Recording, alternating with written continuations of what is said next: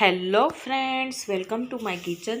તો આજે આપણે બનાવીશું મમરાનો ચેવડો, જે નાનાથી લઈને મોટાઓ સુધી બધાને બહુ જ ભાવતો હોય છે. તો ચાલો આપણે બનાવવાની શરૂઆત કરીએ. મમરાનો ચેવડો બનાવવા માટે મેં અહીં 150 ગ્રામ જેટલા મમરા લીધા છે. અને મમરાને શેકવા માટે આપણે જાડા તળિયાવાળું વાસણ હોય તેવું પસંદ કરવાનું, એટલે મમરા દાજે નહીં. અને આ મમરાને આપણે 4 થી 5 મિનિટ માટે ધીમી આંચ ઉપર શેકીશું. મમરા એકદમ સરસ ક્રિસ્પી થઈ જશે. તો 4 થી 5 મિનિટ બાદ આપણે હાથમાં લેતા તે એકદમ સારી રીતે તૂટે છે. તો તે એકદમ સરસ શેકાઈ ગયા છે. મમરાનો ચેવડો બનાવવા માટે મેં અહીં 1 વાટકી જેટલા સિંગદાણા અને 2 વાટકી જેટલા મકાઈના પૌવા લીધેલા છે. તેને આપણે તળી લઈશું. તો અહીં તળવા માટે મેં પહેલેથી તેલ ગરમ કરવા માટે મૂકી દીધું હતું. તો આવી રીતે આપણે થોડા થોડા પૌવા એડ કરીને તેને તળીશું. અને આ પૌવા તળાઈ ગયા છે તો જારાની મદદથી તેને બહાર કાઢી લઈશું. અને આવી જ રીતે બીજા બધા પૌવા તળીશું. તો આવી રીતે 3 વાર થોડા થોડા કરીને પૌવા એડ કરતા જશું અને તળતા જઈશું. તો બધા પૌવા સરસ તળાઈ જશે.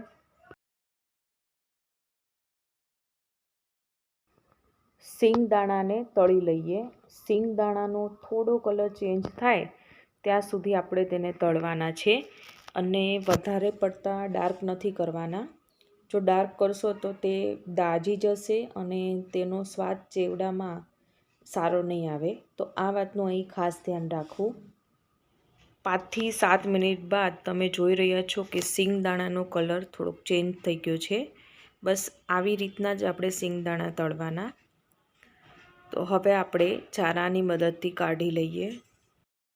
તળાયેલા મકાઈના પૌવા અને સિંગદાણા પર તેના પૂરતું મીઠું, અડધી ચમચી લાલ મરચું પાવડર, અડધી ચમચી હળદર પાવડર અને 1 ચમચી દળેલી ખાંડ એડ કરી દઈએ. અને આ બધાને સારી રીતે મિક્સ કરી દઈએ એટલે મસાલા એકબીજા સાથે સરસ ભળી જાય. મમરાનો વઘાર કરવા માટે મેં અહીં એક કઢાઈમાં 4 ટીસ્પૂન જેટલું ઓઇલ ગરમ કરવા માટે મૂકી દીધું છે. તેલ ગરમ થઈ ગયું છે. તો હવે આમાં 1 ટીસ્પૂન હળદર પાવડર અને તેની સાથે સાથે 12 થી 15 મીઠા લીમડાના પાન એડ કરીશું.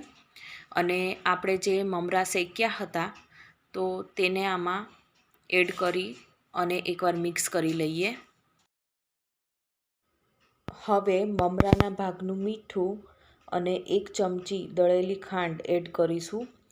અને મરચું પાવડર છે એ પહેલેથી મકાઈના પૌવામાં એડ કરેલો છે.